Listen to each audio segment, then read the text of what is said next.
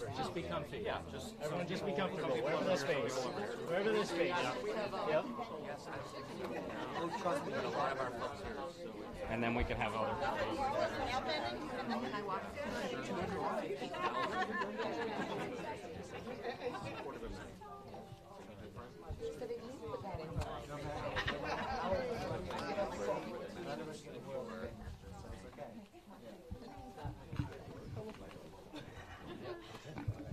Welcome, everybody. Thank you so much for coming. Welcome to the Willingboro headquarters. This is where it all started, and we are honored that you have all joined us, including so many familiar faces. Thank you for coming. This is going to be a great day and a very important day for the race. My name is Greg. I'm a field organizer here. If you have any questions throughout the day, you should just grab me and I will answer them. Today we're going to be canvassing, but first, it is my honor to introduce our honored guests. First up, I want to introduce the president of the Human Rights Campaign, Mr. Chad Griffin. Thank you so much. Thank you so much, Greg. And thanks so much to all of you for what you are doing. I just want to acknowledge Patty Ellis from our National Board of Directors and all of the HRC, team and crew and volunteers from this region. I was just saying to Andy, there are more than 250,000 eligible LGBTQ voters across the state of New Jersey. You add our allies to that, and this is one powerful voting bloc. So we're going to do everything we can here in this district and in other key districts across the state to make certain that we pull the emergency brake on this administration just a few days from now. 10 days? 9 days? Who's counting, right? Here's what's incredible about this candidate in this race. You have someone that served on the national security staff in the White House. You have someone that served as a diplomat. You have someone who has served in Republican and Democratic administrations with Republicans and Democrats. We need more of that in Washington. The dangerous divisions, and they are dangerous, that exist today in Washington. We need folks who will come to Washington, work with Republicans, with independents, and with Democrats alike to do things like protect the Affordable Care Act, to do things like pass the Equality Act. Yeah. That's what we need folks to do in Congress. We don't have enough of the kind of experience that Andy brings to this race. Let me just say something else. He has lived the American dream. And what he's fighting for is for those who have not yet realized the American dream, those who are held back because they're LGBTQ or because they're people of color. He is fighting for all marginalized communities across this district so that they too can realize the American dream. So let's do everything we can between now and this election and make sure we send the most qualified candidate in this race to Congress to represent this district and to represent every member of this district equally. Thank you so much. We are so proud on behalf of the Human Rights Campaign to support you and to endorse you. And there's perhaps no one more excited than me to have you in Washington than Congressman Jeffries, who needs more colleagues like you to stand up so that we can move things forward. Congressman Jeffries has a perfect 100 on our scorecard. He has been an ally. He has been a champion day in and day out, and it's a real honor to stand here with both of them. And with that, I think I'm turning it back over to you, Greg. All right. Thank you so much, President Griffin. And now, from New York's 8th District, Congressman Hakeem Jeffries. Good morning, everybody. It's great to be here. Thank you, Greg, for all that you're doing in connection with this team. And thank you, each and every one of you. Thank you, Chad, for your tremendous leadership all across the nation. It's wonderful to be here with this phenomenal candidate in this incredibly important race. I'm here all the way from the 8th Congressional District of New York, otherwise known as the People's Republic of Brooklyn.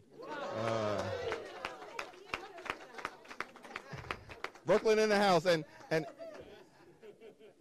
over in Brooklyn, it's a great thing to represent one of the most diverse districts in the country. 33% of the people that I serve were born outside of the United States of America. We know people historically have come from all over the world to places like Brooklyn, New York, New Jersey, to pursue the American dream. And so I represent African Americans, Caribbean Americans, Irish Americans, Italian Americans, Asian Americans, Latinos, the Orthodox Jewish community, Turkish Americans, Bangladeshi Americans, and more Russian-speaking Jewish immigrants from the former Soviet Union than any other member of Congress in the country. I mean, Hakeem Jeffries, who knew? Only in America. We are a nation of immigrants, a gorgeous mosaic of people from all across the world. We are white, we are black, we are Latino, we are Asian, we are Jewish, we are Christian, we are Muslim, we are gay, we are straight, we are young, we are older, we are citizens, we are dreamers. Out of many, we are one. That's what makes America great, and no matter what xenophobic behavior is taking place at 1600 Pennsylvania Avenue, we're never going to let anyone take that away from us. And that's what Andy Kim represents, the embodiment of the American dream. And so we're so thankful that someone of such high caliber, such integrity, such commitment to the nation has stepped forward, because these are challenging times. The stakes are high. The differences couldn't be any starker here between the two candidates and between the two parties. We want to move the country forward. Others want to turn back the clock. We want to bring people together. Others are tearing us apart. Andy's fighting for the public interest. His opponent's all about the special interests. Andy's fighting for working families and middle class folks. His opponent is fighting for the wealthy, the well-off, and the well-connected. That's what the GOP tax scam was all about. 83% of the benefits going to the wealthiest 1%. Andy wants to protect people with pre-existing conditions. His opponent wants to take away that protection. But here's a news flash straight out of Brooklyn. Democrats will stand for health care that is affordable and available today, tomorrow, and forever. That's why we want to send Andy to the United States Congress. And let me end with this observation before we hear from the man of the hour. Some have said, well, if Andy wins and we're successful and Democrats take back control of the House of Representatives, can you do the things that you've promised to lower health care costs and invest in a real infrastructure program and clean up corruption in Washington, D.C.? Can Democrats do those things? Well, I said, let me borrow the words of our great president, Barack Obama. I was looking at your faces. Some of y'all were getting nervous on me. Our great president, Barack Obama, when he said, yes, we can. Democrats can get things done. We can do things on behalf of the American people.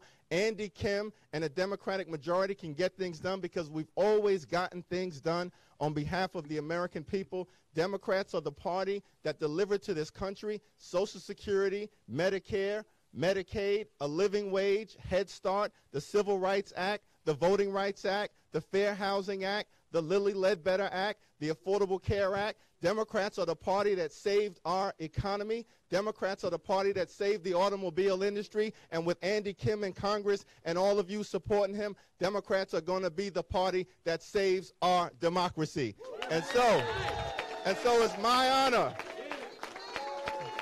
honor and privilege to introduce a patriot, a phenomenal American, a super dad, a family man, someone who has worked hard with Democrats and Republicans, administrations across the partisan divide to keep America safe. And with your help, the next congressman from the 3rd Congressional District in New Jersey, Andy Kim.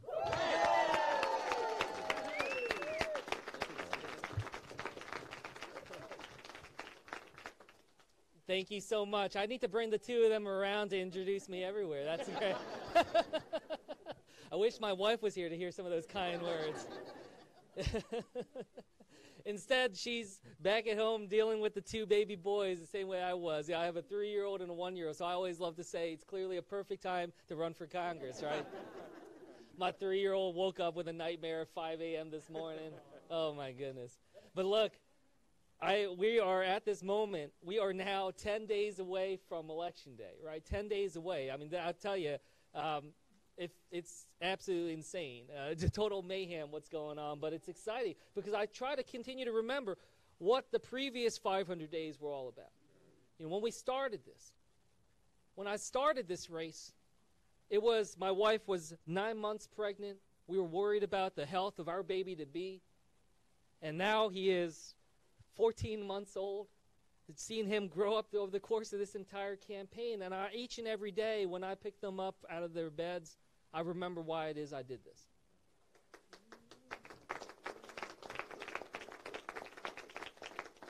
That we recognize that what is happening in Washington and these issues that we're talking about, that isn't politics, it's personal. That these are the issues that we care about. That when we talk about health care, when we talk about pre-existing conditions and making sure we can protect people with pre-existing conditions, it's personal. I think about my father, who's a polio survivor. I think about my mother, who has multiple pre-existing conditions. I think about my baby boys, who I worry about their health each and every day. I think about this community that has given me so much over the course of my life growing up here in South Jersey. It's personal. That's what we need to remember each and every step of the way. And what I've been focused on and what has anchored me every single step of this campaign for the last 500 days, for the final 10 days, and hopefully well beyond that. It's about anchoring ourselves in what brings us here. That's what this is about. And I'll tell you, this process, it's something that I never imagined I'd do. I never thought that I'd run for Congress. But I bet a lot of you never thought you'd be knocking doors here at the end. I bet a lot of you never thought you'd be making phone calls and doing all these steps. I mean, most of the people that show up to a lot of our events have never done this before. And I thank you for doing it because I know that it's something that's outside of your comfort zone. I know that these are things that we're doing. I always say, you are not knocking, you never thought you'd be knocking doors before. I never thought I'd be running for Congress before. We're all doing things that are outside of our comfort zone because our nation is outside of its comfort zone right now. That we recognize that we here in this district have an extraordinary opportunity. That we here understand that this is the single most important election our district has ever been a part of. And what happens on November 6th and what direction our nation takes after that could very well come down to, and will very well come down to, who wins the New Jersey 3rd Congressional District. I need your help. I need your help. And I'm humbly asking for your help today in making sure we can let people in this district know how important their vote is, how important their voice is for these next 10 days. That's what it all comes down to. This campaign is in your hands, so no pressure. But when you go and talk to people today, when you knock on doors, when you make those phone calls, remember why it is that you're here today. Remember that personal story, that moment that is seared in you that brought you out here today. That is what they want to hear. They want to see the humanity in our politics. They want to see the personal in why we step up. That we are doing this because each and every one of us recognizes the importance of this election on our lives and the people we love. It's personal. I think about my mother who's been sick all week. She retired recently from a career as a nurse in this district. And she retired, and what I thought was going to be a joyous occasion, unfortunately, was not, because she's worried about her future. She doesn't have enough savings to be able to live comfortably. She's dependent on Social Security and on Medicare to be able to keep her alive and well. And I see the struggles that she had this week just even getting out of bed. It's personal that we understand this. When we talk about equality in this nation, when we talk about the ability for each and every person in this country to be able to have that same level of equality and belief, it's personal. These are not just issues that we're talking about. We're not thinking about what's testing well in polls. We're thinking about what's in our hearts. That's what this comes down to.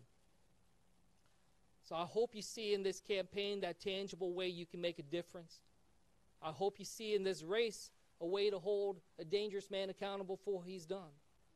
But I also hope you see in me that next generation of leaders that we need in this country who are going to do right by the American people.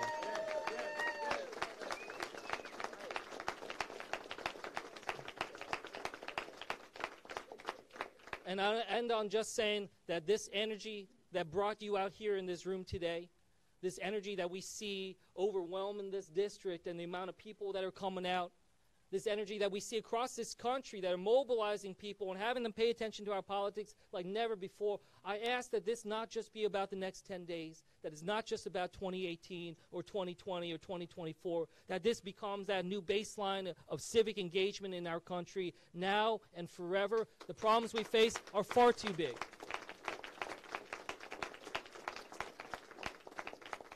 The problems we face are far too big, and the solutions that we need are far too complex. We need to make sure that we always have that constant vigilance, that awareness, and that action. That is the only solution to the problems of our democracy. I thank you for taking these steps today. I'm honored to be alongside you for the next 10 days. Let's win this thing. Thanks so much, everybody.